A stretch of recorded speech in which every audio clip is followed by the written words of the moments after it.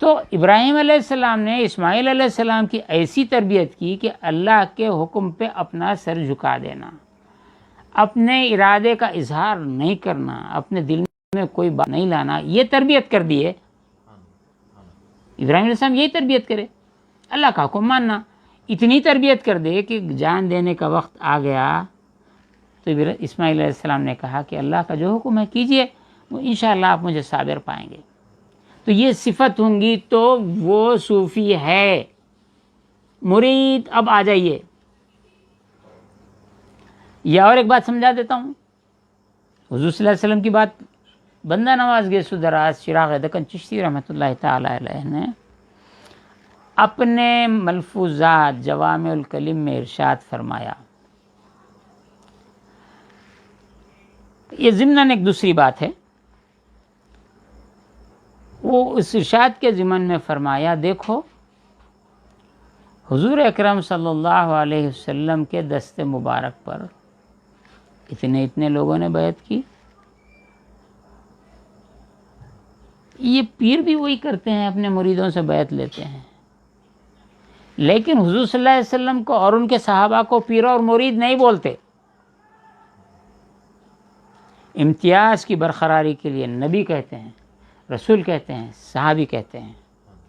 صحابی صحبت میں رہنے والا، حالانکہ مرید بھی پیر کی صحبت میں رہتا ہے، لیکن اس کو صحابی نہیں بولتے۔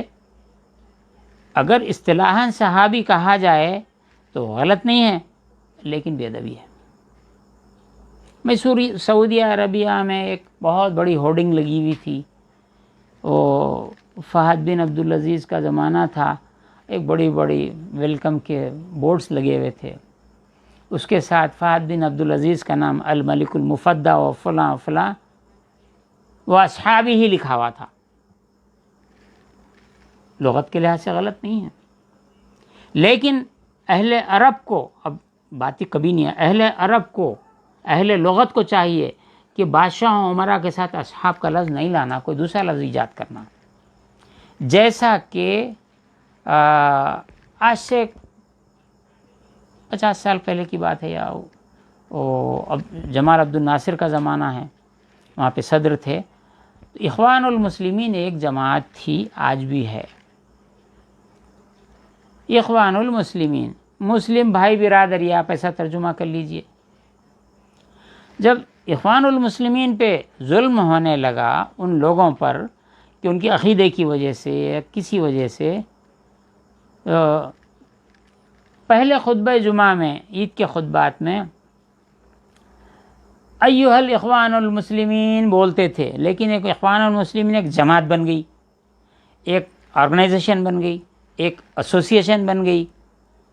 یہ اخوان المسلمین کا کوئی نام لیا تو جیل میں ڈال دیتے تھے۔ تو عرب کے تمام ممالک میں خطبہ نے یا اخوۃ المؤمنین شروع کر دیے، اخوان المسلمین چھوڑ دیے۔ جب آپ جیل کے ڈر سے اخوان المسلمین چھوڑ کے اخوۃ المسلمین بول سکتے ہیں، تو اصحاب الکرام وہ بادشاہ کے اصحابہ بولتے، ہمارے نزدیک، درویشوں کے نزدیک، فقیروں کے نزدیک، اس طرح کے علماء کے نزدیک یہ بے ادبی ہے۔ لفظ بدلو۔ کمپینینس، صحابہ کے لیے انگلش میں کمپینین آتا ہے، وہ انگلش ایک لنگڑی لینگویج ہے، میں اس کو لنگڑی لینگویج بولتا ہوں۔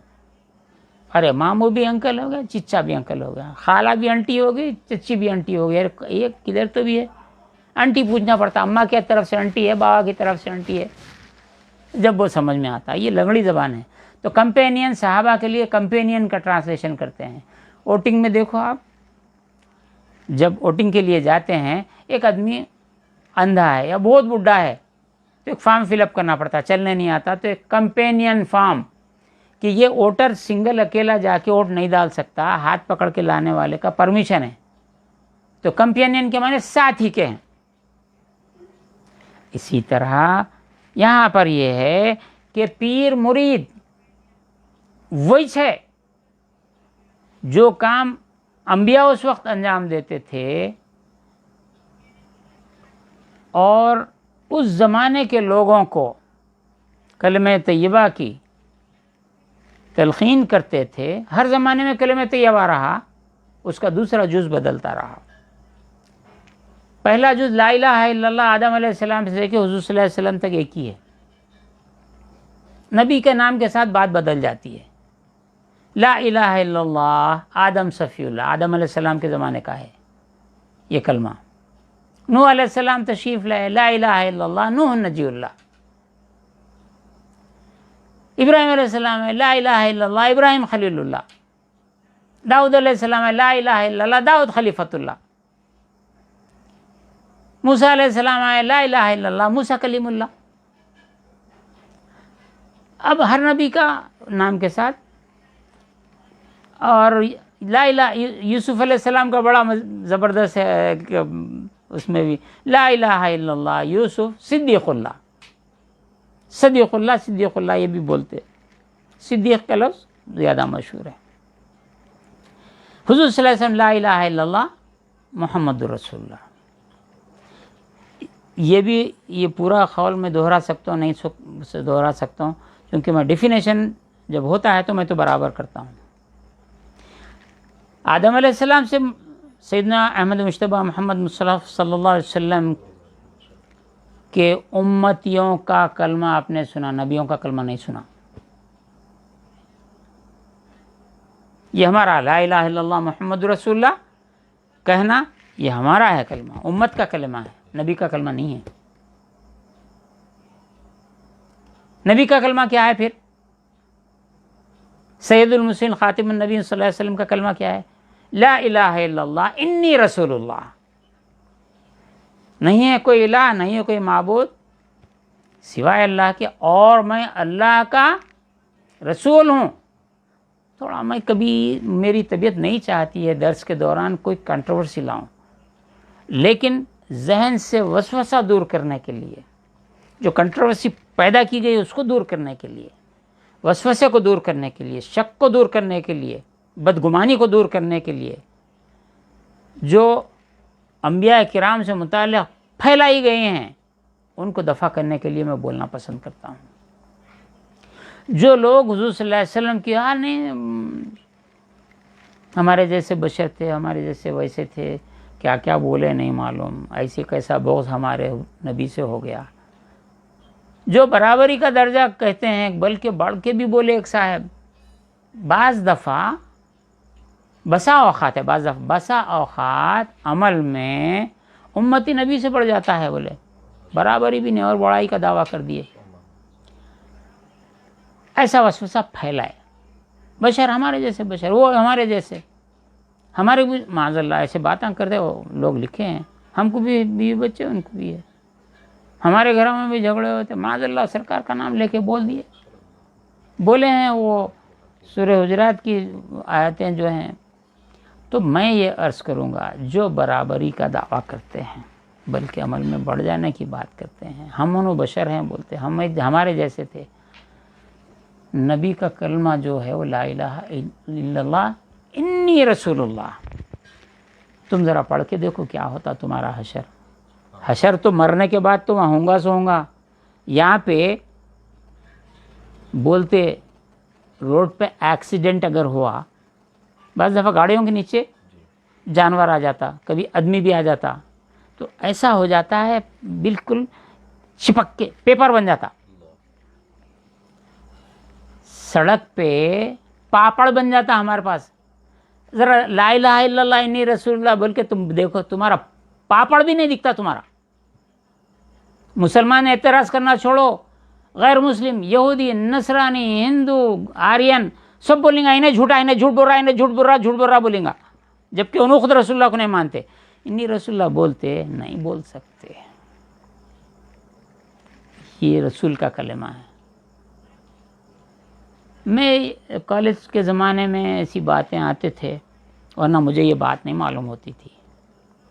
جماعت اسلامی کے لوگ پوچھتے تھے بھئی نبی کا کلمہ کیا ہے؟ نبی کا کلمہ ہمارے پورے اسٹوڈنٹس کو معلوم ہی نہیں. تو بچے کنفیوز ہو جاتے تھے کہ آپ کو یہی نہیں معلوم، کیا معلوم؟ تو ان کو خود بھی نہیں معلوم، لیکن کنفیوز ایسا کرو. چلیے ہم تو نبی کا کلمہ معلوم ہو گیا، امتیوں کا کلمہ معلوم ہو گیا. اللہ کا کلمہ کیا ہے؟ اللہ تعالیٰ کیا فرما رہا ہے؟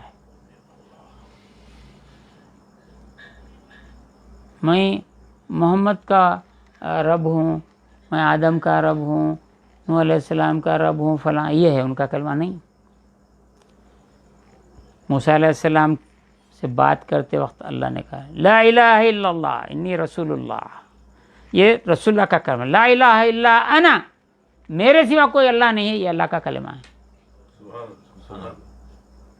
یہ نبی کے کلمے کی برابری نہیں کر سکتے، الفاظ میں نہیں کر سکتے، گستاخی ہے۔ بادشاہوں کے دوستوں کو اصحابی ہی بولنا۔ تو رسول اللہ بندہ نواز نے فرمایا کہ رسول اللہ کے دست مبارک پر جو بیعت کیے، اسلام میں داخل ہوئے، وہ صحابی کہلائے، اور حضور کے امتیوں کے دست مبارک پر جو لوگ اسلام قبول کیے، ایمان کے دائرے میں داخل ہوئے، وہ ان کے مرید کہلائے۔ لیکن جو مسلمان رہتے ہوئے اولیاء کے دست مبارک پر بیعت کیے، وہ بھی مرید کہلائے، لیکن دونوں مریدوں میں فرق ہے۔ جو کفر سے، شرک سے توبہ کر کے اسلام میں آئے، وہ کافر سے مسلمان ہوئے، مشرک سے مسلمان ہوئے، اور یہ جو مسلمان رہتے ہوئے پھر توبہ کر کے مسلمان بنے، یعنی اسلام میں کامل داخل ہوئے، توبہ کیے، تو یہ گناہوں سے، خطاؤں سے توبہ کر کے داخل ہوئے۔ اگر کسی نے گناہ ہی نہیں کیا ہے پھر سلسلے میں داخل ہوتا ہے، اس کا کیا مطلب ہوا؟ توبہ تو نہیں کرا، گناہ ہی نہیں کرا، تو کس چیز کی توبہ؟ شیخ سعدی نے اس مسئلے کو حل کیا ہے۔ شیخ سعدی شیرازی رحمۃ اللہ تعالی علیہ فرماتے ہیں کہ ہمارا گناہوں سے توبہ کرنا ہے، ہماری توبہ گناہوں سے توبہ ہے، اور اولیاء اللہ کا، صالحین کا عبادتوں پہ استغفار ہے، عبادت کرنے پر استغفار ہے۔ اللہ تیری جیسی عبادت کرنا تھا، عبادت کا حق ہے، ویسی میں عبادت نہیں کر سکا، اللہ استغفار۔ عبادت کر کے اس پہ استغفار ہے اولیاء اللہ کا۔ دیکھو میں پھر گریجولی نیچے سے اوپر جا رہا ہوں۔ یہ استغفار مومنوں کا ہے، وہ استغفار اولیاء کا ہے۔ اتنا تو سمجھتے نا، دل پہ ہاتھ رکھو، تمہارے آنکھ سے آنسو نہ نکلے، دل تمہارا خوف سے نہ دھڑک جائے۔ رسول اللہ کے استغفار کو اپنے استغفار کے کیسا گمان کرتے؟ واستغفر لذنبک وللمؤمنین، تو یہ رسول اللہ کی استغفار کو گناہ کے معنی کیا سمجھتے، ذنب کے معنی کیا سمجھتے؟ یہ ان کی شان کے موافق کیا ہے؟ میں ایک مثال سے سمجھاتا ہوں، پھر درس آگے چلے گا۔ تذکرۃ الاولیاء میں ایک بزرگ کا ذکر آیا ہے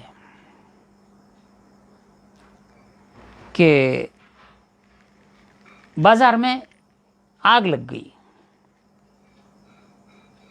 بازار میں آگ لگ گئی، دکانیں جل گئے، لیکن ایک دکان نہیں جلی۔ لوگ بھاگتے ہوئے آئے اس بزرگ کے پاس، بولے کہ بازار میں آگ لگ گئی، آپ کی دکان نہیں جلی۔ تو انہوں نے کہا الحمدللہ، الحمدللہ بولتے ہی استغفار شروع کر دیے، اے اللہ میرے سے غلطی ہو گئی، مسلمانوں کے دکان جلنے کا مجھے غم نہیں ہوا، میں الحمدللہ بولا، اللہ میں معافی چاہتا ہوں، استغفر اللہ میرے سے گناہ ہو گیا، میری دکان کے نہ جلنے کا میں شکر ادا کیا، لیکن ان کے دکانوں کے جلنے کا غم نہیں ظاہر کیا، اللہ میں معافی چاہتا ہوں، الحمدللہ بول کے غلطی کر دیا۔